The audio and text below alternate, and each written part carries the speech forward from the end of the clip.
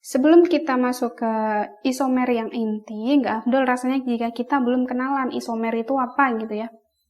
Di sini isomer adalah molekul dengan rumus kimia yang sama, tetapi memiliki susunan atom dalam ruang yang berbeda.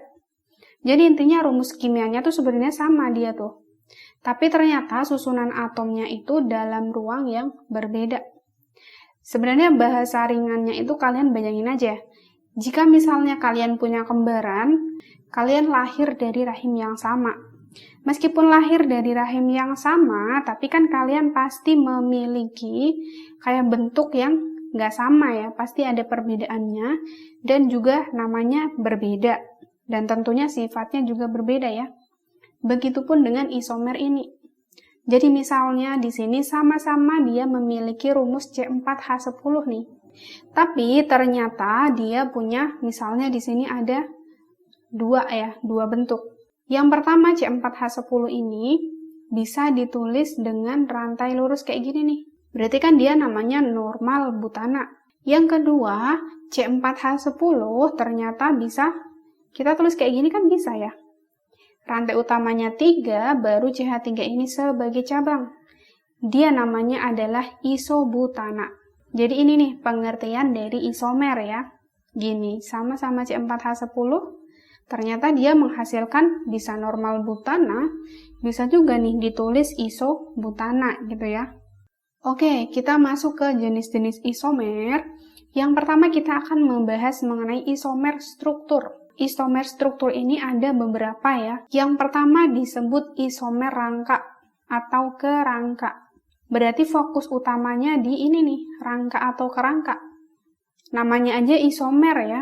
Berarti dia rumus kimianya sama, cuman yang berbeda itu di rangka atau kerangkanya. Atau biasanya kita mengenalnya dengan nama rantai utama. Jadi di sini ingat ya, kalau isomer itu rumus kimianya sama. Misalnya di sini ada normal pentana. Di sini ada C5H12. C5H12 ini memiliki isomer rangka. Kita misalnya di sini ditulis kan dia rantai lurus ya. Sebelumnya kita udah belajar di penamaan. Di sini rantai lurus namanya normal pentan. Ternyata dia bisa berisomer rangka dengan yang pertama, ingat fokus utama isomer rangka adalah rantai utama. Rantai utamanya di sini 5 nih.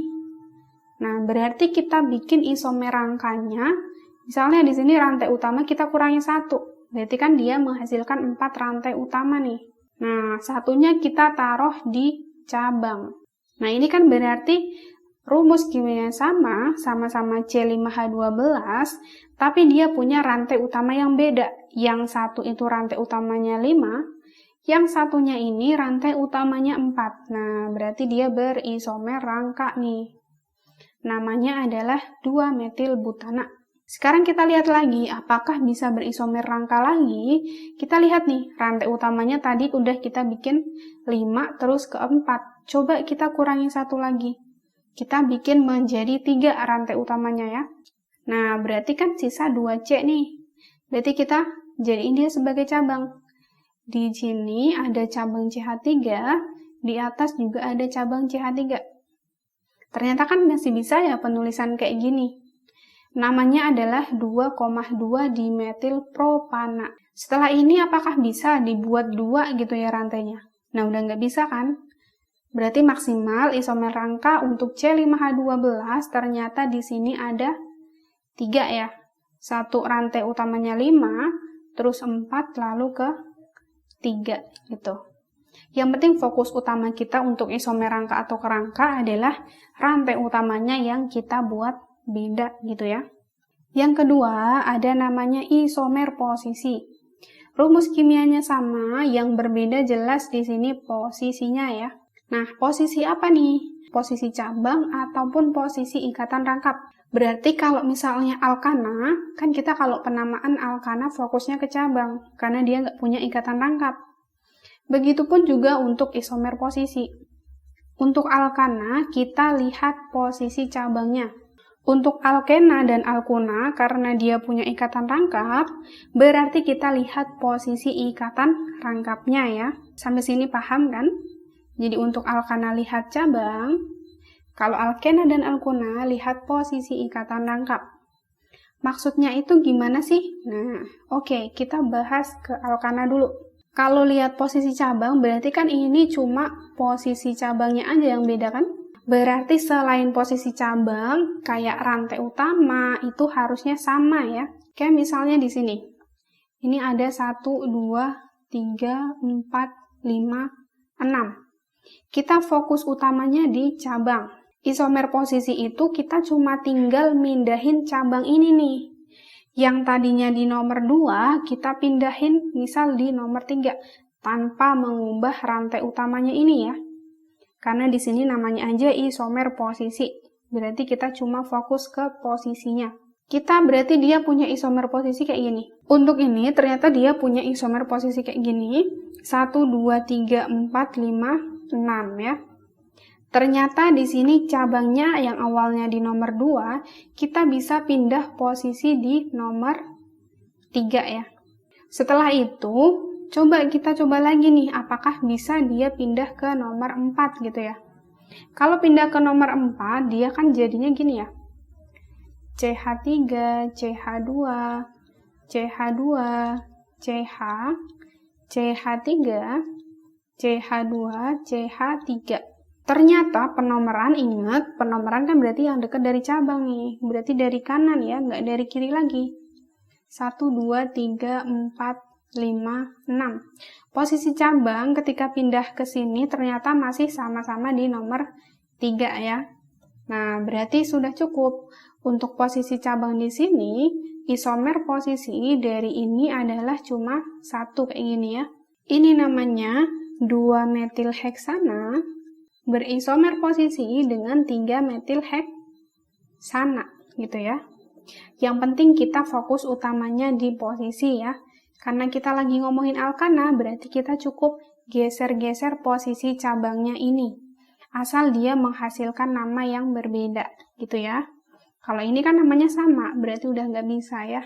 Sekarang kita ke alkena dan alkuna. Kalau alkena dan alkuna kan punya ikatan rangkap, berarti kita lihat posisi ikatan rangkapnya. Nah, misal di sini ada 1 butena ya. Kita fokus utamanya di sini nih. 1 butena berisomer posisi dengan apa? Kita lihat posisi ikatan rangkapnya. Ternyata di sini 1 butena. Kita pindah aja nih posisi ikatan rangkapnya misalnya ke sini. Nah, jadi kayak gini kan? Berarti kan penomerannya berubah. Namanya juga pasti berubah. 2 butena. Sekarang ini apakah bisa kita pindah lagi ke sini? Kita lihat. Ketika kita pindah ke sini, ternyata kan penomerannya sama aja ya dari kanan ya. 1, 2, 3, 4. Ternyata di sini namanya 1 butena. Sama ya, berarti dia bukan isomer posisinya. Berarti cukup sampai sini nih, 1 butena itu berisomer dengan 2 butena. Gitu ya. Kira-kira masih bisa dipahami, asal kalian fokus aja sama ini nih. Posisi cabangnya ya, sama posisi ikatan rangkapnya. Untuk rantai utamanya jangan diotak-atik, karena rantai utamanya tadi berhubungan dengan isomer rangkap. Kita lagi bahas isomer posisi, berarti cukup kita otak-atik posisi cabang maupun posisi ikatan rangkapnya gitu ya. Kita masuk ke isomer fungsi. Isomer fungsi adalah isomer yang memiliki gugus fungsi yang berbeda. Untuk kelas 11, insya Allah kita hanya mengenal 2 ini ya. Nanti untuk isomer fungsi lebih spesifik akan dibahas di kelas 12. Di sini isomer fungsi di sini ada 2. Yang pertama, alkena, ini udah pasti ya. Alkena akan berisomer fungsi dengan sikloalkana. Berarti kita di sini fokusnya ingat ya, ke fungsi. Maksudnya fungsi apa? Oke, kita bahas di sini. Karena alkena dengan sikloalkana ternyata rumus kimianya sama-sama CnH2n. Berarti ini memenuhi syarat dari isomer ya. Punya rumus kimia yang sama, rumus umumnya sama. Sekarang kita lihat kenapa dia bisa disebut berisomer fungsi. Alkena di sini kan dia termasuk alifatik dan juga di sini ikatan rangkap ya. Sedangkan di sini sikloalkana dia masuk dalam keluarga siklik. Dan di sini juga ikatannya tunggal ya. Nah, makanya dia disebut sebagai isomer fungsi karena jelas di sini ikatan rangkap 2 dan dia alifatik atau rantai terbuka. Sedangkan di sini sikloalkana itu ikatan tunggal tapi dia siklik, rantainya tertutup. Makanya dia disebut berisomer fungsi. Begitupun dengan poin kedua, alkuna akan berisomer fungsi dengan alkadiena dan sikloalkena karena rumus umumnya sama-sama CnH2n-2. Di sini untuk alkuna contohnya kayak gini nih. Ada 1 2 3 4 5 C5H8 ya. Di sini dia akan berisomer fungsi dengan alkadiena. Alkadiena itu apa? Ini nih. Yang punya ikatan rangkap 2. Ikatan rangkap 2-nya ada 2. Ini namanya alkadiena. Ini kan rumusnya sama ya, sama-sama C5H8. Di sini sikloalkena juga sama-sama C5H8. Nah, kita lihat nih. Gugus fungsinya kan beda ya. Di sini rantai terbuka, alifatik, dan di sini ikatan rangkap 3. Sedangkan alkadiena, di sini benar sih, dia sama-sama rantai terbuka sih. Cuman di sini ikatan rangkap 2 dan ada 2. Jelas beda ya gugus fungsinya dengan ini.